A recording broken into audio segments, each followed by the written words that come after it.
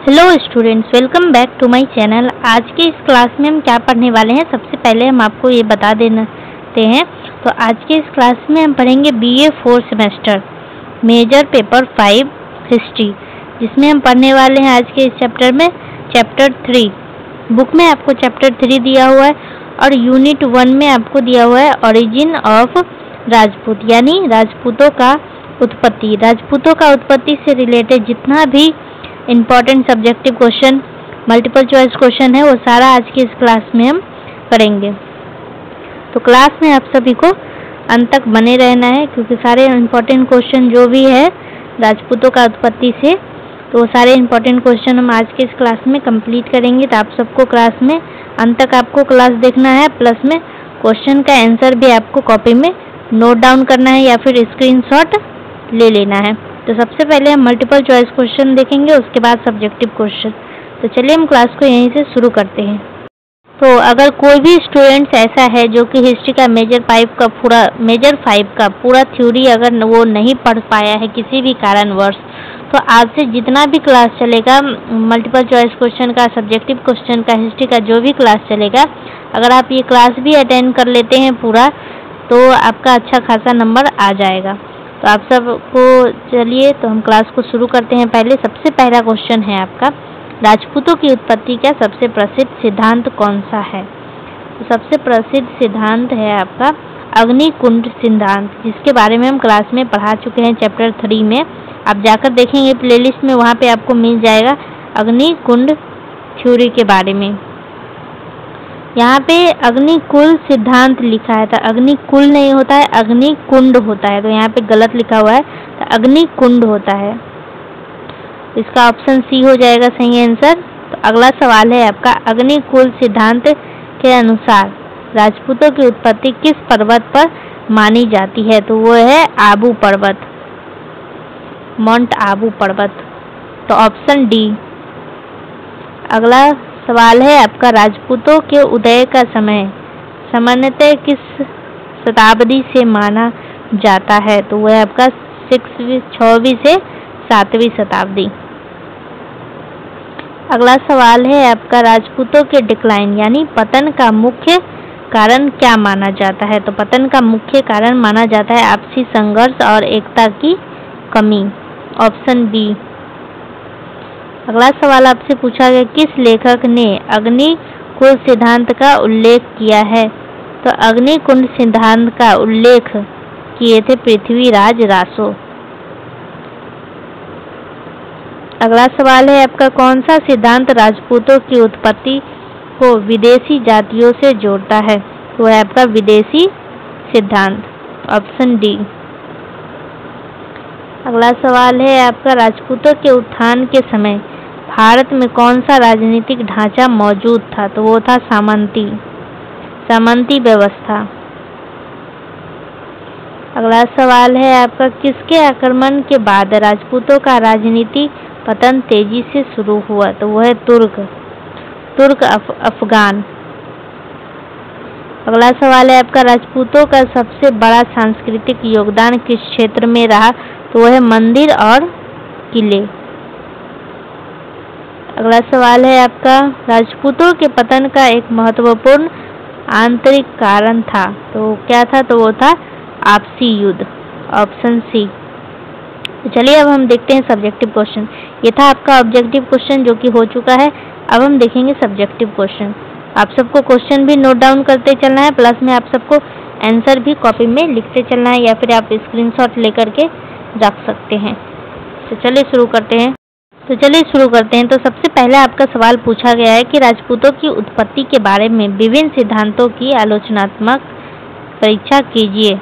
तो इसमें आपको लिखना क्या है वो हम आपको बता देते हैं। इसमें आपको लिखना है, एक मिनट, हाँ, तो इसमें आपको लिखना है राजपूतों की उत्पत्ति कहाँ से हुई।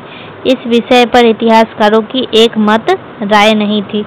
कुछ इतिहासकार का कहना था कि राजपूत विदेशी जाति से आए हुए हैं, तो कुछ का कहना था कि राजपूत भारत के ही क्षत्रिय के वंशज हैं, तो ब्राह्मण के वंशज है। तो लेकिन कुछ का कहना कुछ और ही था। तो जितने भी इतिहासकार हैं सबका एक जैसा राय नहीं था, सबका अलग अलग राय था। तो राजपूत की उत्पत्ति हुई कैसे, इस पर सभी इतिहासकारों का अलग अलग राय था। तो चलिए अब हम उन सिद्धांतों को जान लेते हैं कि क्या क्या सिद्धांत था जो ये इतिहासकार बताते हैं राजपूत के उत्पत्ति के बारे में। तो अलग अलग सिद्धांत है जिसको आपको इसमें लिखना है। इसमें आपको सबसे पहला सिद्धांत लिखना है विदेशी मूल सिद्धांत। तो इसमें क्या कहते हैं, तो इसमें कुछ इतिहासकार मानते हैं कि राजपूत मूल रूप से विदेशी जाति जैसे कि हुन, शक, कुषाण, तो हुन, शक, कुषाण इन सब जाति से आए हुए हैं, विदेशी जाति है ये सब। तो ये सब जो जाति है इन सब जातियों से ही आए हुए हैं आपके राजपूत। तो ये लोग भारत में आए, हुन, शक, कुषाण, राजपूत ये सब भारत में आए। भारत में आने के बाद बस गए, भारत में आकर के बस गए। उसके बाद हिंदू धर्म और संस्कृति को अपना करके राजपूत कहलाने लग गए थे। तो ये कहना था आपका विदेशी मूल सिद्धांत का।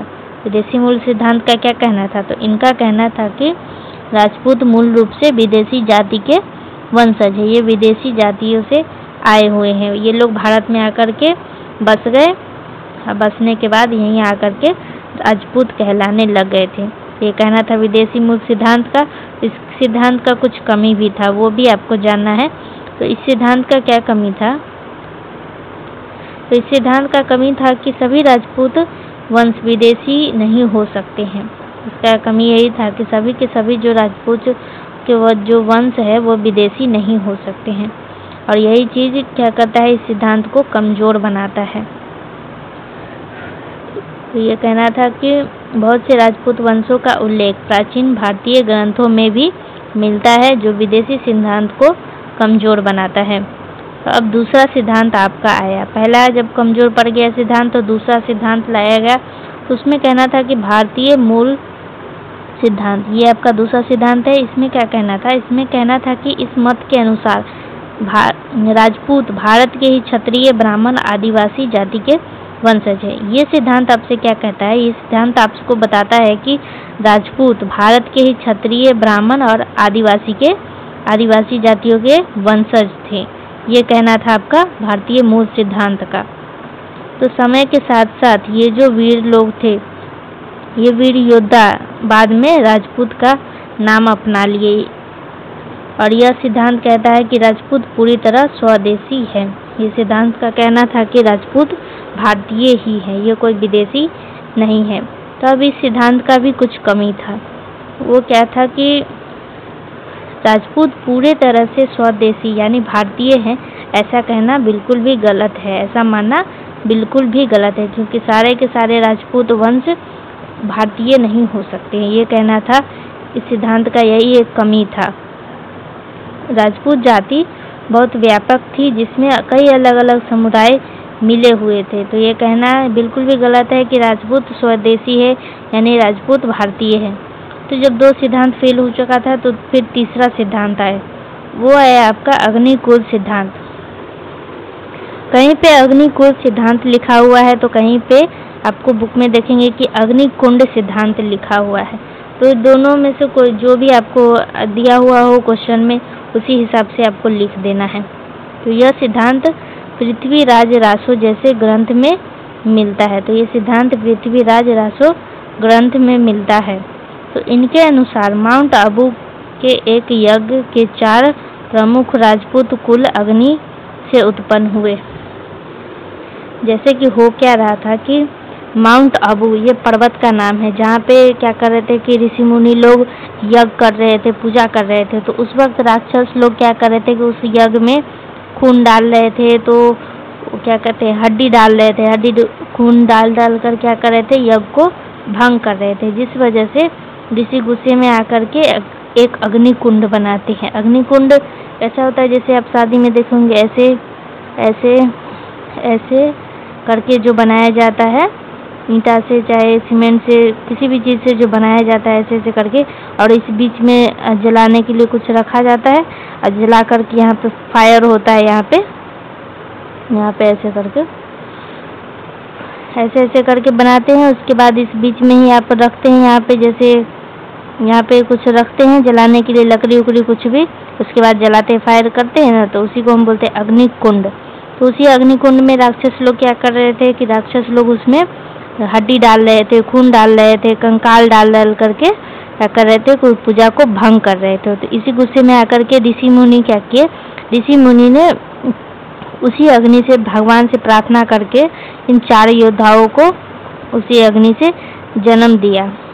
उसी अग्नि में से ये चारों योद्धा जो है सो प्रकट हुए एक एक करके।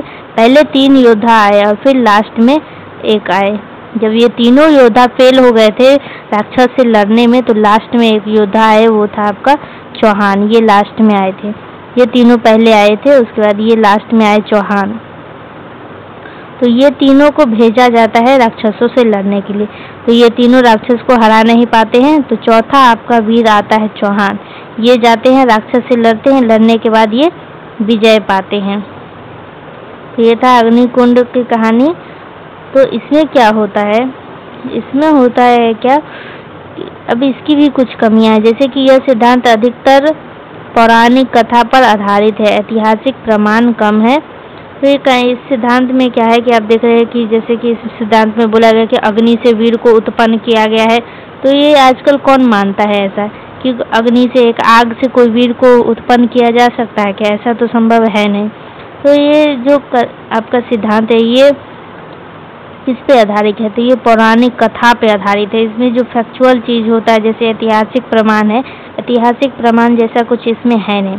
अग्नि से मनुष्य का जन्म होना वैज्ञानिक रूप से संभव बिल्कुल भी नहीं है, इसीलिए इसे प्रतीकात्मक माना जाता है। तो ये कमी था इस सिद्धांत का। तो अब चौथा सिद्धांत आता है। तो चौथा सिद्धांत आपसे क्या कहता है कि, एक मिनट, चौथा सिद्धांत का कहना था कि चौथा का नाम था मिश्रित मूल सिद्धांत, इंग्लिश में बोलेंगे मिक्स्ड ओरिजिन थ्योरी। तो ये आपका चौथा सिद्धांत है। अब इसका क्या कहना था? तो यह सबसे संतुलित और आधुनिक सिद्धांत माना जाता है। इस मत के अनुसार राजपूत किसी एक जाति से नहीं बने, बल्कि अलग अलग जातियों जैसे कि भारतीय, विदेशी, क्षत्रिय, आदिवासी सबके मिश्रण से बनी एक नई वीर जाति है। तो इसका क्या कहने का मतलब था? इसका कहने का मतलब था कि राजपूत जो है वो अलग अलग जाति से मिलकर के एक वीर जाति बनी हुई है। जैसे कि भारतीय, विदेशी और क्षत्रिय जाति को मिला करके का जो मिश्रण है, इस मिश्रण से एक नई वीर जाति निकल कर के आती है, उसी को हम राजपूत कहते हैं। तो ये कहना था आपका मिश्रित मूल सिद्धांत का। समय के साथ सभी वीर योद्धाओं को राजपूत कहा जाने लग गया था। इनका कहना था कि राजपूत कोई एक जाति का नहीं है, बल्कि कई जातियों के मिला करके बन करके एक नया वीर आया है, उसी को हम राजपूत कहने लग गए थे धीरे धीरे। तो ये कहना था आपका मिश्रित मूल सिद्धांत का।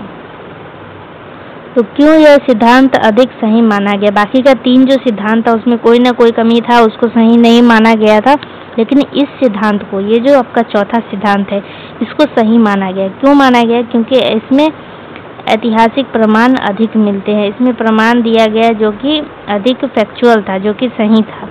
राजपूतों की विविधता, विभिन्न विभिन्न रूप, रीति रिवाज भी यही सिद्धांत समझाता है। तो ये सब कहना था आपका चारों सिद्धांत का। ये था क्वेश्चन नंबर आपका 1, जो कि आपको यहाँ तक लिखना था। लॉन्ग क्वेश्चन था तो आपको डिटेल में ही लिखना था। अब दूसरा है आपका, अगर आप अग्निकुंड थ्योरी का कहानी नहीं पढ़े होंगे तो आप पिछले क्लास में जाकर के वहाँ पर चेक करेंगे। चैप्टर 3 में अग्निकुंड हम पढ़ाए हैं, वहाँ पर आप जाकर के पूरा कहानी समझ सकते हैं। यहाँ तो हम शॉर्ट में बता रहे हैं, वहाँ आपको डिटेल में पढ़ सकते हैं वहाँ पे। राजपूतों की, अगला सवाल है आपका क्वेश्चन नंबर 2, राजपूतों की उत्पत्ति के बारे में आप क्या जानते हैं? तो राजपूतों की उत्पत्ति के बारे में इतिहासकार के विचार एक समान नहीं है। ये आप जान चुके हैं अच्छे से कि एक समान विचार नहीं था इतिहासकारों का। राजपूतों का उदय लगभग 6वीं से 12वीं सदी के बीच हुआ। 6 से 12 सदी के बीच राजपूतों का उदय हुआ था, ये आपको याद रखना है। और इस काल में कई बहादुर योद्धाओं, स्थानीय क्षत्रिय जातियों, कई विदेशी जाति और आदिवासी समूहों के मेल से एक नई वीर जाति जिसको हम बोलते हैं राजपूत, ये बन करके आई थी इस वक्त में 6वीं से 12वीं सदी के बीच में। तो राजपूत शब्द का अर्थ है राजा का पुत्र या शासक वर्ग का वीर योद्धा। तो ये कहना है राजपूत शब्द का ये अर्थ है। राजपूतों की उत्पत्ति के बारे में चार मुख्य विचार माने जाते हैं। तो क्या है 4 मुख्य विचार? तो वो है आपका विदेशी मूल का विचार, जो कि हम अभी तुरंत पढ़े हैं। भारतीय मूल का विचार, वो जो 4 सिद्धांत था वही इसमें लिखा हुआ है। तो वही आपको क्वेश्चन नंबर 2 में लिखना है। अब अगला है आपका 3 नंबर अग्निकुला ओरिजिन, यानी अग्निकुंड उत्पत्ति। और चौथा है आपका मिक्स्ड। अभी तुरंत हम इन सब चीज़ के बारे में अभी हम आपको चारों सिद्धांत के बारे में अभी तुरंत हम आपको समझाए हैं, तो वही चीज़ इसमें लिखना है। तो हम दोबारा आपको नहीं समझाएंगे। समझ में नहीं आया होगा तो पीछे करके आप समझ सकते हैं, वीडियो को थोड़ा पीछे कर लीजिएगा। तो ये आपको क्वेश्चन 2 में इतना लिखना है यहाँ तक। तब अगला आपका सवाल है, अगला सवाल है प्रमुख राजपूत वंशों का संक्षिप्त वर्णन कीजिए। तो इसमें आपको लिखना है राजपूत काल में कई शक्तिशाली वंश उभरे जिन्होंने उत्तर भारत, राजस्थान, गुजरात और मध्य भारत पर शासन किया। मुख्य राजपूत वंशों का संक्षिप्त वर्णन इस प्रकार है, जो कि आगे दिया हुआ है। आपको इसमें आगे और लिखना है। सबसे पहला आपका वंश है प्रतिहार वंश। इसकी राजधानी है कन्नौज। यहाँ के प्रसिद्ध राजा है मिहिर भोज। अरब आक्रमणों से भारत की रक्षा करने में सबसे महत्वपूर्ण भूमिका निभाती है ये प्रतिहार वंश। इस वंश के समय कन्नौज अत्यंत समृद्ध और शक्तिशाली नगर था। अब दूसरा आपको इसमें लिखना है। दूसरा आपका जो वंश है वो है चौहान वंश। तो इसकी राजधानी है अजमेर और दिल्ली। इसके जो राजा है वो है पृथ्वीराज चौहान। ये वंश अपनी वीरता के लिए प्रसिद्ध है। पृथ्वीराज चौहान और मोहम्मद गौरी के बीच तराइन के युद्ध इतिहासकार में बहुत प्रसिद्ध है। इतना आपको इसमें लिखना है। ये दूसरा था। अभी तीसरा है आपका परमार वंश।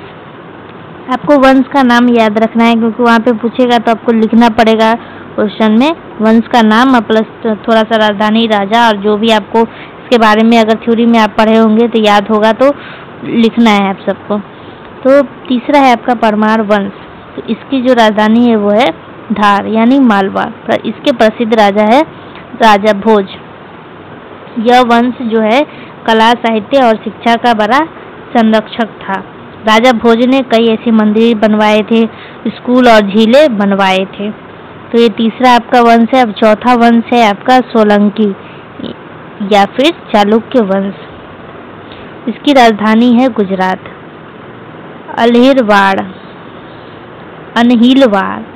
अनहिलवाड़ और इसके प्रसिद्ध शासक है भीमदेव प्रथम।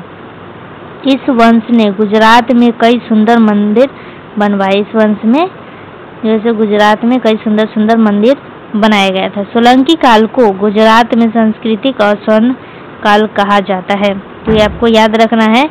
ये जो आपका सवाल था इसमें आपको यहाँ तक लिखना है, यहाँ तक। इस सवाल का आंसर आपको इसमें लिखना है। अब पांचवा है आपको, पांचवा वंश भी है, 4 नहीं 5 वंश है। ये आपका पांचवा है, तो यहाँ तक आपको लिखना है इसमें। पांचवा है आपका चंदेल वंश। इसकी राजधानी है खजुराहो। प्रसिद्ध के लिए है खजुराहो के सुंदर मंदिर। ये चंदेल जो आपका वंश है ये प्रसिद्ध इसीलिए है क्योंकि यहाँ पे खजुराहो का जो सुंदर मंदिर है इसी वजह से ये प्रसिद्ध है। यह वंश बुंदेलखंड क्षेत्र में अत्यधिक शक्तिशाली था। इस वंश ने कला और स्थापत्य को नया रूप दिया। इतना आपको इसमें लिखना है। अभी आगे हाँ, तो बस इस क्वेश्चन में आपको यही पांच जो आपका वंश था, पांचों वंश के बारे में आपको लिखना है। यहाँ पे आपको क्वेश्चन पे ध्यान देना है, ठीक है, और आंसर भी ध्यान देना है। जहाँ पर हम बोलेंगे यहीं तक लिखना है, तो बस वहीं तक आपको लिखना है। तो ये आपका इस क्वेश्चन का आंसर यहाँ तक था। अब अगला सवाल है आपका राजपूत वंशों के नाम लिखिए। तो राजपूत वंश के आपको सिर्फ नाम लिखना है। ये शॉर्ट क्वेश्चन है। इसमें आपको लिखना है भारत के मध्यकाल के दौरान कई प्रमुख राजपूत वंश उभरे वो कौन से हैं? तो वो है आपका प्रतिहार वंश, चौहान वंश, परमार वंश, सोलंकी या फिर चालुक्य वंश, गहलोत या फिर सिसोदिया वंश, राठौर वंश। अभी और है, आप इसमें अभी आपको और भी लिखना है। तो वो है आपका कछवाहा वंश, चंदेला वंश, तोमार वंश, गढ़वाला वंश। तो ये इतना वंश का नाम आपको इसमें लिखना है। तो संक्षेप में ये वे मुख्य राजपूत वंश है जिन्होंने उत्तर और पश्चिमी भारत के इतिहास में महत्वपूर्ण भूमिका निभाई थी। तो इतने वंश को आपका नाम लिखना है। ये आपका क्वेश्चन है, राजपूत वंश के नाम लिखिए। तो इतना आपको लिखना है यहाँ तक। तो चलिए अब अगला सवाल है, राजपूत काल की सामाजिक स्थिति का वर्णन कीजिए। तो राजपूत काल में सामाजिक स्थिति कैसा था, इसके बारे में आपको इसमें लिखना है। तो इसमें आपको लिखना है कि राजपूत काल 8वीं से 12वीं शताब्दी की सामाजिक व्यवस्था काफ़ी संगठित, परंपरागत और वीरता प्रधान थी। इसकी मुख्य विशेषता इस प्रकार थी। तो सबसे पहला पॉइंट आपको लिखना है समाज का संगठन। तो इसमें लिखना है आपको समाज वर्ण व्यवस्था पर आधारित था। ब्राह्मण, क्षत्रिय, वैश्य और शूद्र, इस तरीके का सामाजिक जो स्ट्रक्चर था आपका समाज का, वो इस तरीके का था, ब्राह्मण, क्षत्रिय, वैश्य और शूद्र। और राजपूत मुख्य रूप से क्षत्रिय वर्ग से थे और समाज में उनका सबसे ऊंचा सैन्य स्थान था। तो राजपूतों को सबसे ऊंचा पद दिया गया था, क्योंकि वो क्षत्रिय वंश से थे, इसीलिए उनको ऊंचा पद दिया गया था समाज में। अब अगला पॉइंट है आपका, इसमें लिखना है क्वेश्चन में, राजपूतों की जीवन शैली। तो उनकी जीवन शैली कैसी थी, इसके बारे में आपको लिखना है। तो राजपूत समाज वीरता, सम्मान, युद्ध कौशल और बलिदान को बहुत महत्व देता था। जौहर और साका जैसी परंपराएं इसी वीर संस्कृति का हिस्सा थी। नृत्य, संगीत और काव्य, विशेषकर वीर रस, बहुत लोकप्रिय था उस टाइम में। राजपूत काल में ये सब बहुत ज़्यादा लोकप्रिय था। तो दूसरा पॉइंट में आपको ये लिखना है। अभी तीसरा पॉइंट में आपको महिलाओं की स्थिति के बारे में लिखना है कि राजपूत काल में महिलाओं का क्या स्थिति था। तो महिलाओं को सम्मान दिया जाता था, लेकिन बाल विवाह, पर्दा प्रथा, कई क्षेत्र में सती प्रथा जैसे प्रथाएं भी प्रचलित था। सम्मान तो दिया जाता था महिलाओं को, लेकिन ये सब जो प्रथा है, ये सब प्रथा भी उस टाइम में चल रहा था। राजपूतों के काल के समय में ये सब प्रथा भी होता था। राजपूत रानियां राजनीति में सलाह भी दिया करती थी। राजपूत की जो रानियां हैं वो क्या करती थी, राजनीति में सलाह भी देती थी। तो ये महिलाओं का स्थिति था। अब चौथा पॉइंट आपको इसमें लिखना है, धर्म और धार्मिक जीवन। तो धर्म और धार्मिक जीवन उस टाइम में कैसा था, ये भी आपको लिखना है। तो हिंदू धर्म प्रमुख था, जैसे कि शैव, वैष्णव और शक्ति धर्म का प्रभाव बहुत ज़्यादा था। मंदिर निर्माण इस समय की विशेष पहचान थी, जैसे कि खजुराहो मंदिर या फिर दिलवारा या फिर ओसिया, ये सब मंदिर उस टाइम में सबसे विशेष पहचान में थी। तो ब्राह्मणों का समाज में ऊंचा स्थान था। तो धर्म की बात करें तो धर्म में ब्राह्मणों को सबसे ऊंचा स्थान दिया गया था उस टाइम में।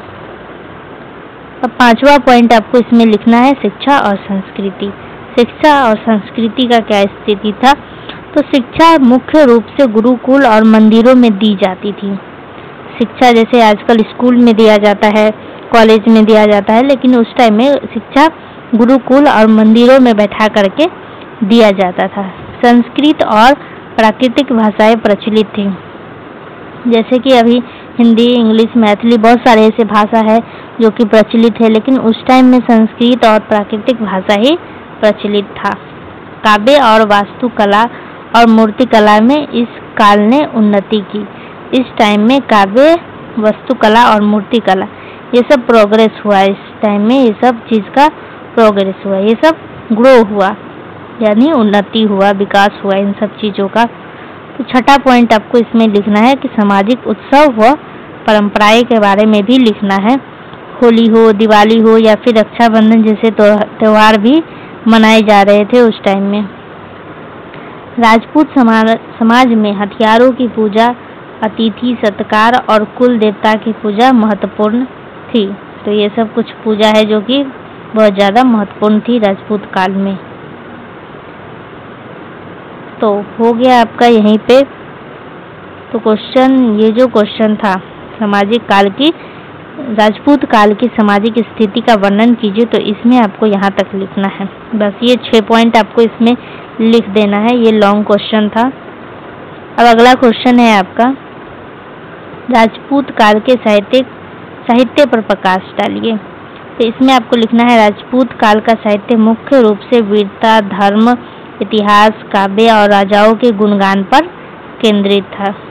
तो ये जो था आपका साहित्य काल, इस टाइम में वीरता, धर्म, इतिहास, काव्य और राजाओं के गुणगान पे ही ये सब निर्भर था। कौन सा समय? तो वो साहित्य काल। कुछ प्रमुख चीज़ें या फिर कुछ प्रमुख पॉइंट है आपका, मेन पॉइंट जो आपको जानना है इसमें और लिखना है। तो साहित्य की मुख्य भाषा क्या थी? तो इसमें थी संस्कृत। विद्वानों और कवियों की प्रमुख भाषा संस्कृत थी। प्राकृतिक और अपभ्रंश लोक भाषाएं थी जिनमें कई ग्रंथ रचे गए थे। राजस्थानी और ब्रज भाषा का प्रारंभिक रूप भी विकसित हुआ था उस टाइम में। तो फर्स्ट पॉइंट में आपको ये लिखना है। सेकंड पॉइंट में आपको क्या लिखना है कि साहित्य की प्रमुख विशेषताएं क्या है? तो साहित्य की प्रमुख विशेषता है वीरता। वीर रस का विस्तार हुआ था उस टाइम में। राजपूत योद्धाओं के युद्ध और बलिदान की कथाएं। धार्मिक साहित्य जैसे कि शैव, वैष्णव, जैन साहित्य का विकास हुआ। राजाओं के दर्पण, चरित्र और प्रशस्ति लिखी गई थी। काव्य और नाटक कला जैसे अच्छा विकास हुआ। इन सब चीज़ों का उस टाइम में विकास हुआ। ये दूसरा पॉइंट था आपका। तीसरा पॉइंट आपको इसमें लिखना है कि प्रमुख लेखक और उनके ग्रंथ, इन सब चीज़ों के बारे में भी लिखना है। तो संस्कृत साहित्य, इसमें भवभूति, उत्तरा, रामचरित, विजय सेन काव्य और नाटक। पंडितों द्वारा राजतरंगिणी, कश्मीर का इतिहास, ये कुछ प्रमुख लेखक थे और उनके ग्रंथ थे। ये लेखक का नाम है, ये उनके कुछ ग्रंथ लिखे गए हैं जो कि आपको याद रखना है। अब अगला है आपका अपभ्रंश साहित्य। तो जैन कवियों ने अपभ्रंश के अनेक काव्य लिखे हैं। कई चरित्र, कथाएं और धार्मिक ग्रंथ इसी भाषा में रचा गया है। अपभ्रंश साहित्य में इन सब चीज़ों को रचा गया है। अब तीसरा आपका सी नंबर है कि राजस्थानीय एवं लोक साहित्य, इन भाषाओं में भी लिखा गया है कुछ, जैसे कि पृथ्वीराज रासो, चंद बरदई द्वारा रचा गया है पृथ्वीराज रासो। राजपूत वीरता का सर्वोत्तम उदाहरण है ये। चंद बरदई द्वारा लिखा गया एक किताब है जो कि जिसका नाम है पृथ्वीराज रासो। राजपूत नायकों की लोक गाथाएं, पद्मावती, मालदेव राय जैसी रचनाएं इस काल में प्रचलित हुई थी। ये आपको इसमें लिखना है। अब अगला है चौथा आपका पॉइंट। चौथा पॉइंट में आपको लिखना है जैन साहित्य का योगदान। जैन आचार्यों ने धर्म, नीति, चरित्र और रत्नाकर जैसी कथाएं लिखी। जैन मंदिर और शिक्षा केंद्रों के कारण साहित्यिक सृजन बढ़ गया था। तो चौथा पॉइंट आपको इसमें लिखना है। पांचवा में आपको ऐतिहासिक साहित्य के बारे में लिखना है, ये आपको रीड कर लेना है। अब अगला है आपका तो क्वेश्चन जो आपका था राजपूत काल के साहित्य पर प्रकाश डालिए, तो इसमें आपको यही 5 पॉइंट लिखना है। तो अब अगला सवाल है आपका, राजपूत काल की आर्थिक स्थिति का वर्णन कीजिए। तो राजपूत काल की अर्थव्यवस्था मुख्य रूप से कृषि, जिम्मेदार व्यवस्था, व्यापार और इन सब चीज़ों पे निर्भर था, इन सब चीज़ों पे आधारित था। तो आप जान लीजिए जल्दी से, क्योंकि वीडियो काफ़ी लंबा हो चुका है। तो पहला पॉइंट आपको इसमें लिखना है कृषि, और कृषि से रिलेटेड इसमें ये जितना भी लिखा हुआ है सबका आपको स्क्रीनशॉट लेना है। तो ये सब इतना आपको कृषि वाले पॉइंट में लिखना है। कृषि में लोग क्या करते थे, अधिकतर लोग उस टाइम में सिर्फ खेती ही कर रहे थे। और दूसरा पॉइंट आपको इसमें लिखना है सामंती व्यवस्था, यानी भूमि के कई भाग को बांटकर सामंतों, जमींदारों और ठाकुरों को दी जाती थी। तो ये यहाँ तक पॉइंट आपको इसमें लिखना है। अभी इसमें और लिखना है। तीसरा पॉइंट आपका व्यापार और वाणिज्य है, इसमें आपको इतना लिख देना है। जल्दी से आप सब स्क्रीनशॉट ले लीजिए। चौथा है आपका उद्योग और कुटीर उद्योग। चौथा पॉइंट आपको इसमें ये लिखना है हथियार निर्माण, आभूषण, धातु कारीगरी, कपड़ा बुनाई, मिट्टी के बर्तन जैसे उद्योग कलाएं विकसित थी उस टाइम में। तो राजपूत योद्धाओं के कारण हथियार उद्योग खूब विकास में हुआ, क्योंकि वो युद्ध करते थे तो हथियार का जरूरत पड़ता था। पांचवा पॉइंट आपको इसमें लिखना है कर व्यवस्था। भूमि कर सबसे महत्वपूर्ण था। अन्य कर जैसे कि पशु कर, सिंचाई कर, बाजार कर, ये सब कर उस टाइम में लिया जाता था लोगों से। पांचवा पॉइंट इसमें ये लिखना है। और छठा पॉइंट आपको इसमें लिखना है नगर और अर्थव्यवस्था।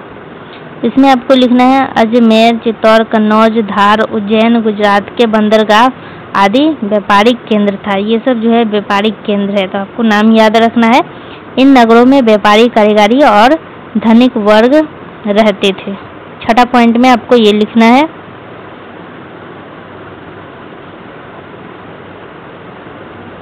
तो ये जो क्वेश्चन है इसका आंसर यहाँ तक है, तो यहाँ तक आपको इसमें लिखना था। तो आज का जो क्लास आपका था उसमें हम आपको सारा इम्पोर्टेंट मल्टीपल चॉइस क्वेश्चन और सब्जेक्टिव क्वेश्चन करवा चुके हैं। कुछ क्वेश्चन को हम डिटेल में समझा दिए, तो कुछ क्वेश्चन है जिसको हम जल्दी में कंप्लीट करवा दिए हैं, क्योंकि वीडियो काफ़ी लंबा हो रहा है। तो लंबा हो जाने के बाद स्टूडेंट बोर होने लगते हैं, इसीलिए हम जल्दी जल्दी में कंप्लीट करवा दिए हैं। तो आप सबको क्वेश्चन लिख लेना है, प्लस में आंसर भी उतार लेना है। अगर इस वीडियो से आप सबका थोड़ा भी हेल्प हुआ तो वीडियो को जरूर लाइक, शेयर एंड सब्सक्राइब करना है, अपने दोस्तों के साथ शेयर करना है। तो चलिए मिलते हैं अगले क्लास में अगला कुछ क्वेश्चन लेकर के, जो कि आपका चैप्टर 4 से रहने वाला है, जिसमें आपको ट्री पार्टी के बारे में पढ़ना था।